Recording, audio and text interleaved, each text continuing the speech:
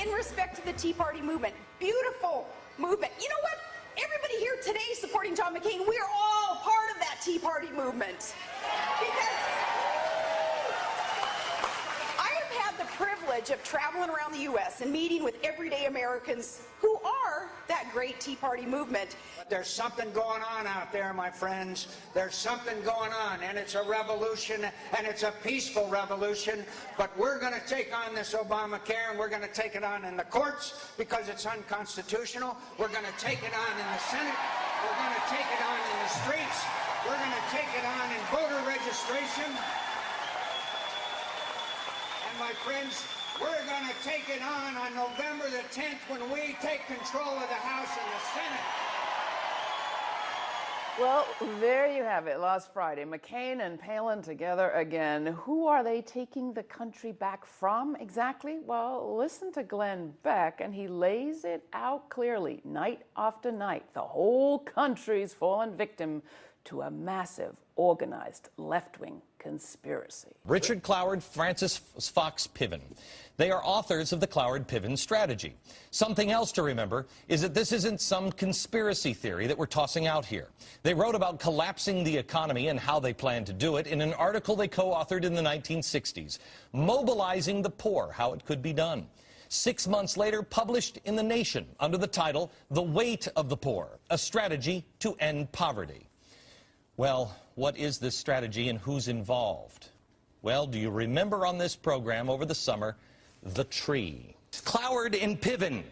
They're using the same tactics, fear and intimidation of SDS. Cloward-Piven overwhelmed the system. And look who the president has. Wade Rathke, right up the tree. Dale, right up the tree. Bill Ayers, right up the tree. Jeff Jones, right up the tree. Well, so there you have it, a huge left-wing conspiracy that has conspired to destroy the economy, elect Barack Obama, and so much more. With us to try to fill us in on what seems like a kind of upside-down world, senior editor of The Nation magazine, Richard Kim. Richard, you wrote about this Cloward-Piven conspiracy this week. First off, why did you think it was important enough to focus on? Well, it's sort of become the Tea Party's meta-narrative of why Barack Obama's in power and what they intend to do. And Glenn Beck has done 28 different programs on it. There's hundreds of thousands of Google hits on it. And what it suggests is basically that the left has cynically manipulated the system for the past 44 years to crash the global economy, commit massive voter fraud, elect Barack Obama so we could nationalize the banks and take over government and install a communist totalitarian regime. And it all comes down to an article published in your magazine, The Nation, 1966, by Richard Cloward and our regular contributor, Francis Fox Piven, teaches at CUNY Grad Center. Yeah. What did they suggest in that powerful article? The article actually never mentions capital or capitalism. It's saying we should overwhelm the welfare system because there's a gap between the number of people who are eligible for welfare and those that are actually enrolled. By increasing the number of people on welfare, that produces a crisis in the welfare system, forcing Democrats to suggest bolder policies like guaranteed minimum national income, which actually Richard Nixon proposed in 1969, and Democratic majority Congresses voted down through 1972. So it really was a very limited, although very canny and smart article about how to expand welfare into something much bigger. Glenn Beck, David Horowitz, the Tea Party masses have really taken this up to explain a whole number of things that Francis Fox Piven never wrote about and aren't in there.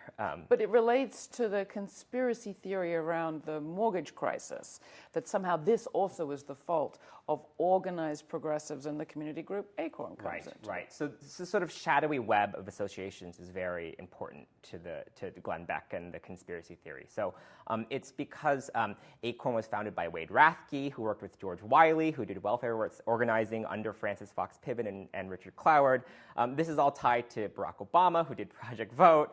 And the suggestion there is not only that they engineered Obama's election, but also that using the Community Reinvestment Act, which tried to address housing segregation, Acorn somehow overwhelmed that act with fraudulent subprime mortgages, knowing that decades later this would produce a housing bubble, which would collapse the global economy, paving the way at the same time that Obama was elected for bank nationalization and a socialist overthrow. Now, you're laughing, but the clip from Friday's McCain rally shows a guy who was running against a Tea Party candidate, self-described, nonetheless bringing in Sarah Palin to clearly plug into that energy that is surrounding the Tea Partiers. He doesn't seem to believe he can win without it.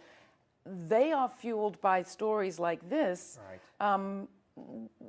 How important is it that progressives really understand what's going on? Right. Well, I think with the Republican Party, this is their big challenge, to harness that chaotic, conspiratorial, somewhat crazy Tea Party energy into what is actually maintaining the two-party status quo. That's what McCain wants to do, get reelected. He's one of the longest-serving senators.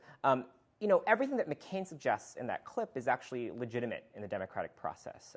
Taking back Congress, taking back the courts, winning elections. I have no problem with that. I have a problem with their ends, but not their means. What Glenn Beck suggests, and what the sort of Cloward-Piven conspiracy theory suggests, is somewhat illegitimate means. That the left has used illegitimate means, crisis, shock, manipulation of elections, and so we're going to do the same. I mean, that is sort of the implication there. It comes back down also to those who have enrolled people of color and young people and new voters into the system as being somehow the enemy, that this is the insidious plot that will steal our democracy. What are the implications of that? Well, clearly something that they just cannot accept there is that America is changing. It's changing because it's getting younger, and the younger voters are changing America. They're more multicultural. Demographically, whites will be in the minority quite soon. So that is sort of the phantasm here that the conspiracy theory is around, that these people don't deserve a legitimate voice in government. And that's sort of particularly galling in a so-called populist movement that's supposed to represent ordinary folks. Frank Rich, writing in the New York Times this week, talked about a existential reordering and kind of suggested that this is the same sort of thing that the country felt in 1964. It got over it, moved on. But there seems to be violence in the air. We've seen windows broken. We've seen death threats on legislators' kids, those who voted for the health care reform. Which side of this fence are you on, that it's either we'll get through it, it's normal, or there's something really serious here? People have used the word fascism, American fascism, to describe this. I think there's some overlap. I mean, there's certainly this sort of nationalist order being mobilized. I think we're quite far from a real dangerous fascist party, and I think it's somewhat a mistake to focus on the violence as the real end goal of the Tea Party. Actually, they're much more dangerous as an organized political force that is going to do things like try and roll back the health care reform, elect really conservative Republicans across America. But if they believe the system's been subverted by their enemies in this organized way, doesn't that give them license to do exactly the same thing? It does. And one of the real enduring obsessions of the Tea Party conspirators are the illegitimacy, right, of voting. So Republicans have long tried to suppress the minority vote. That is something that they are talking about, how to deal with immigrants, tests for people that come to polls, and we're really looking at kind of Jim Crow era rollback in terms of voting rights. Richard Kim, senior editor at The Nation magazine. There are links to his article at our website, grittv.org. Check it out.